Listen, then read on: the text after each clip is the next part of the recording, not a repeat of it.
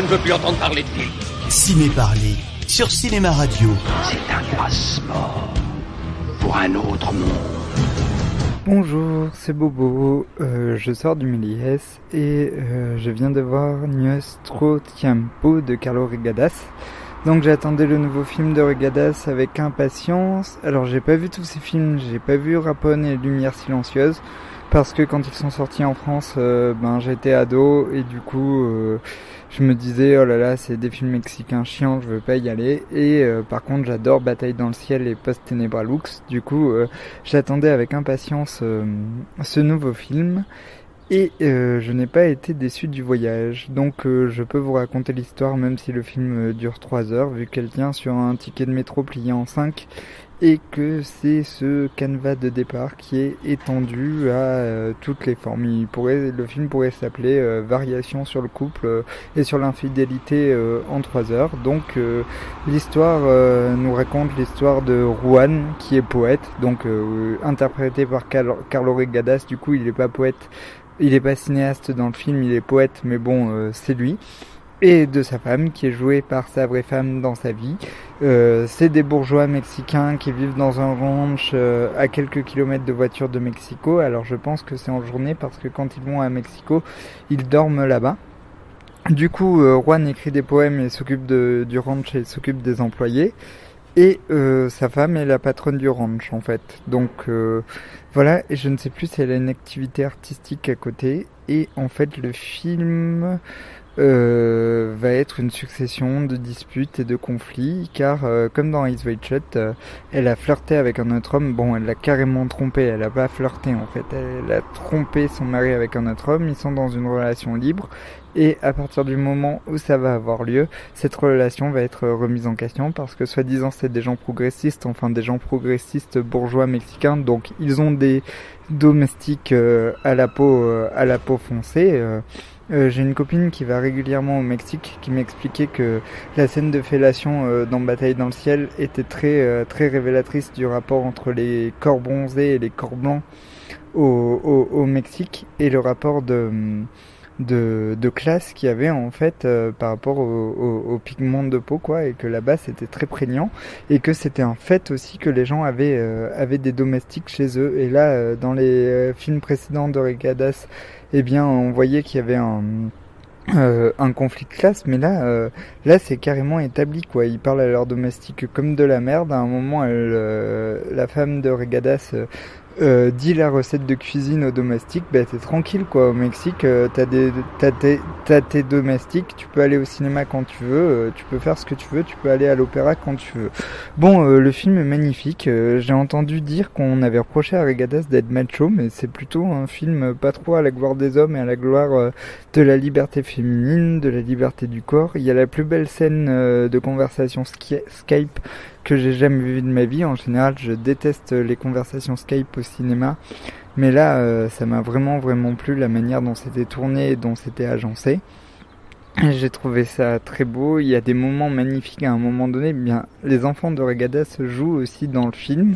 Alors, je te raconte pas la famille, parce que psychologiquement, jouer un film comme ça aussi dur et le faire jouer à tes enfants, alors que c'est les gens dans la vraie vie, quoi, à côté de le rapport à l'autofiction de Christine Angot, c'est du pipi de chat, quoi. Là, c'est carrément, ça pousse l'autofiction dans ses retranchements jusqu'où tu ne peux pas imaginer.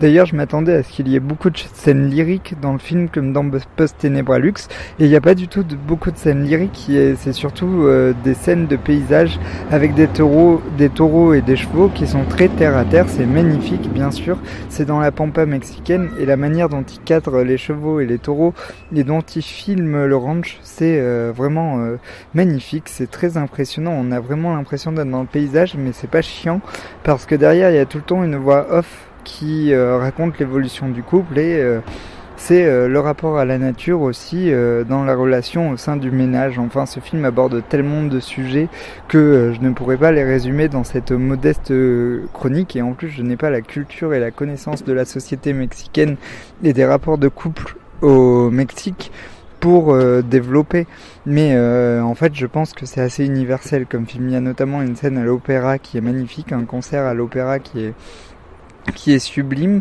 une scène de fête où ça tape de la coque qui est vraiment bien filmée aussi, et en fait à un moment donné tu te poses la question si le mari ne pousse pas sa femme à le tromper quoi. Mais c'est vraiment un film qui part d'un ranch au Mexique pour aller vers l'universalisme quoi. C'est vraiment ça pourrait être applicable à nos sociétés occidentales largement. Voilà, vous l'aurez compris, j'ai adoré ce film. La première scène, ça commence avec des enfants. Et après, il y a une scène, je vous l'ai déjà dit, de séparation où c'est les enfants qui font la voix off, quoi. C'est vraiment très très impressionnant de demander à ces enfants de raconter la séparation de leurs parents en voix off. C'est un film d'une richesse folle. Les 3 heures passent comme une lettre à la poste. Vous ne vous ennuierez pas parce qu'il y a le rapport au couple, le rapport à la nature, le rapport à l'art, le rapport au domestique aussi qui est établi, mais je sais pas de quelle manière et à quelle distance Regadas est critique par rapport à ce qu'il filme en fait, tu vois, s'il est critique par rapport à sa relation de couple avec sa femme, ou si c'est juste une expérience, un film expérimental qui veut pousser l'autofiction à son paroxysme, j'en sais rien. J'aimerais beaucoup lire beaucoup d'interviews, mais j'ai pas eu le numéro des cahiers entre les mains, et j'ai pas pris le temps de regarder dans Télérama. Dans Positif, il y a une petite notule et ils le démontent pas, mais ils en font pas l'éloge non plus, et c'est dommage parce que franchement que la critique passe à côté de ce genre de film. J'ai vu dans Criticat qu'il comparait à Roma d'Alfonso Cuarón et qu'il disait que c'était 2 grands films autobiographiques, mais dans Criticat non plus, il avait pas le petit C, il était pas mis en avant. Du coup, je me demande comment ça se fait que la critique passe à côté d'aussi grands films, alors que d'autres films sont mis en avant beaucoup moins intéressants selon moi. Mais bon, ça c'est un avis personnel. En tout cas là, les distributeurs ont bien fait leur travail, les exploitants un peu moins, parce que j'ai l'impression qu'il est assez mal sorti. Et j'ai des amis qui étaient à la séance pendant le printemps du cinéma, ils m'ont dit que la séance était complète. Donc c'est un très beau film, toutes les personnes qui l'ont vu, que je connais, ont bien aimé. Donc j'espère que cette critique vous aura donné envie d'aller voir Nostro Tempio. S'il pouvait avoir un peu plus de spectateurs, ce serait super, et j'aimerais beaucoup que le prochain film de Regadas soit distribué à sa juste valeur, parce que la manière dont Post Tenebra Lux avait été reçu à Cannes, bon, il avait le prix de la mise en scène quand même, je crois. C'était un peu dur la manière dont les critiques reçoivent ce film. J'ai l'impression que les critiques ne savent pas trop où se placer par rapport à Regadas, et qu'ils voient comme un peu un dandy du cinéma mexicain, alors que bon, il y a rien de dandy quoi. Il filme dans son ranch avec sa famille, voilà quoi. C'est vraiment, c'est un peu le René Ferré mexicain quoi. Voilà, je vous laisse, je vous dis bon après-midi, à très bientôt pour une nouvelle chronique. J'arrive chez moi, je vous dis ciao ciao, à bientôt. Je ne veux plus entendre parler de lui.